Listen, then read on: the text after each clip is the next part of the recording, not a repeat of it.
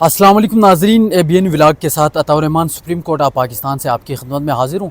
آج بڑے اہم کیس کی سماعت تھی اور جسٹس منیب اختر جو ہے وہ بینچ میں شامل ہی نہیں ہوئی ہے۔ یہ 63A کا کیس تھا، بڑا اہم کیس تھا اور خط بھی لکھا گیا جو قاضی فائز عیسیٰ نے اس کا کنکلوژن تھوڑا پڑھ کے سنایا، اور وہاں پر جو ہے انہوں نے یہ کہا کہ خط میں جسٹس جو منیب اختر تھے انہوں نے یہ لکھا کہ میں بینچ سے الگ ہو رہا ہوں، اور یہ آج صورتحال رہی۔ کیس کی سماعت کل تک ملتوی ہوئی، چونکہ انہوں نے کہا ہم جسٹس منیب کو منوائیں گے کل تک۔ آج اوور آل عدالت میں بھی کیسا ماحول تھا، بات کریں گے۔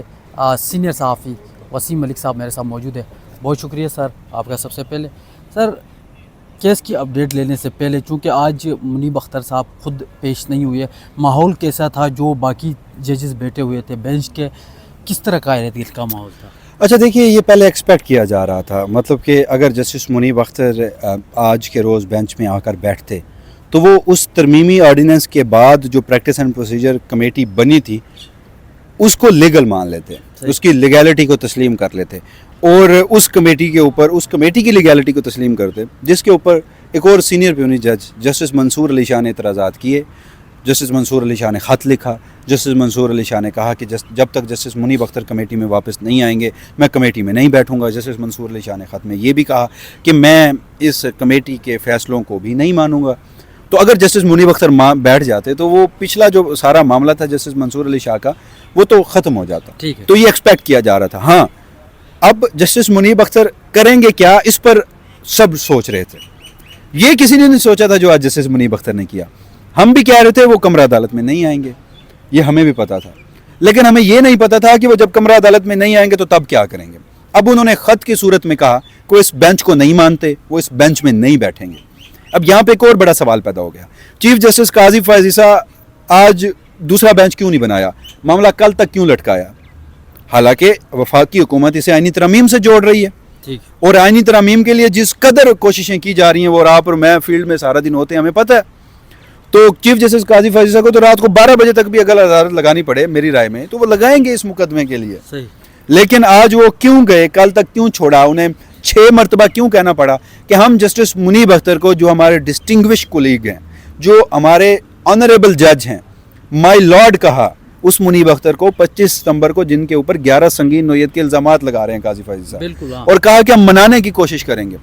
تو اس کی وجہ یہ ہے کہ روایات یہی ہیں، ہوتا یہی رہا ہے کہ جج کا جو ریکیوزل ہوتا ہے، یعنی بینچ سے علیحدگی ہوتی ہے، کیس سننے سے معذرت ہوتی ہے، وہ ریکارڈ ہوتی ہے کمرہ عدالت میں۔ صحیح ہے۔ جسٹس منیب اختر نے کمرہ عدالت میں آ کر وہ نہیں کیا، تو اسی لیے الگ بینچ نہیں بنا، اس لیے آج کے روز بینچ نہیں بنا۔ جسٹس منیب اختر نے وہ خط کی صورت میں کیا۔ یہاں تک ہمارا کسی کا گیس نہیں تھا کہ جسٹس منیب اختر یہ کریں گے۔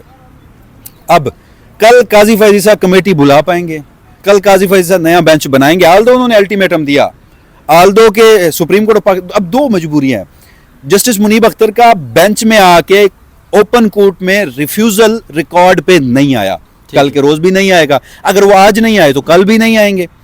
دوسرا، سپریم کورٹ کے رولز کے مطابق اگر ایک جج جس نے نظر ثانی کیس کا فیصلہ پہلے دیا وہ اب سرونگ ہے، ریٹائر نہیں ہوا، وہ اتھر جج ہے، اس کا ریویو میں بیٹھنا لازمی ہے۔ ان 2 وجوہات پر اب قاضی فائز عیسیٰ صاحب کے لیے میرے نزدیک مشکل ضرور ہے، لیکن وہ جس قدر فرنٹ فٹ پہ کھیل رہے ہیں وہ یقیناً کل کے روز کمیٹی بلا کر اور جو ہے وہ اس کے اوپر اعتراضات بینچ بنا دیں گے، مگر پھر اس بینچ کے اوپر جب سماعت ہوگی تو پھر اعتراضات عائد ہوں گے، پاکستان تحریک انصاف اس بینچ پہ اعتراض کرے گی۔ تو یہ ایک جھگڑے کا، لڑائی کا، یہ ایک لٹیگیشن کا نیا مرحلہ ہے۔ اب دیکھتے ہیں کہ اسے جو جسٹس منیب اختر ہیں وہ اسے شاید پرولونگ کرنا چاہتے ہیں، وہ اس ٹائم سپین کے دوران 24 اکتوبر سے پہلے اس مقدمے کو نہیں سننا چاہتے۔ قاضی فائز عیسیٰ صاحب 2 دنوں میں اس کا فیصلہ کرنا چاہتے ہیں۔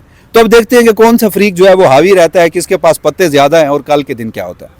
آپ کہہ رہے ہیں سمپلی کہ جسٹس منیب جو ہے وہ دونوں سائڈ سے گیم کھیل گئے، ایک تو آئے بھی نہیں، اور خط جو تھا، خاص کر خط منظر عام پر نہیں آیا۔ چونکہ آپ کو اندر کی خبروں کا بھی علم ہوتا ہے تو ہمیں بتائے کہ وہ خط میں اس نے تو کنکلوژن سا پڑھا ہے، پورا خط آپ نے پڑھا ہو یا آپ نے کسی سے سنا ہو تو ہمیں بتائے گا کیا؟ اچھا دیکھیے، یہ ہماری اپنی انڈرسٹینڈنگ بھی ہے سارے معاملے میں۔ 25 تاریخ کو جسٹس काजी फैज़ ईसा जस्टिस मुनीब अख्तर पर 11 संगीन नौयत के इल्ज़ामात लगाते हैं। जस्टिस मुनीब अख्तर और काजी फैज़ ईसा साहब की लड़ाई अब की नहीं है, ये जब दोनों चैम्बर में थे, दोनों वकील थे, तब का मामला है। सही। फिर इन दोनों की लड़ाई जो है, इन दोनों के दरमियान इख्तलाफात जो हैं वो 2019 के हैं, जब काजी फैज़ ईसा के खिलाफ एक मामला सुप्रीम कोर्ट में आया था। फिर जस्टिस मुनीब अख्तर मामलात को ड्यू नहीं रखते, यानी उधार नहीं रखते, वो मामला बराबर करने वाले इंसान है, जहाँ तक मैं उनके शख्सियत को जानता हूँ। तो जब उन्होंने ख़त पढ़ा होगा तो वो बड़ा गुस्से हुआ होंगे। अब उन्होंने आज के रोज़ कहा कि उनके इस ख़त को केस के रिकॉर्ड का हिस्सा बनाया जाए।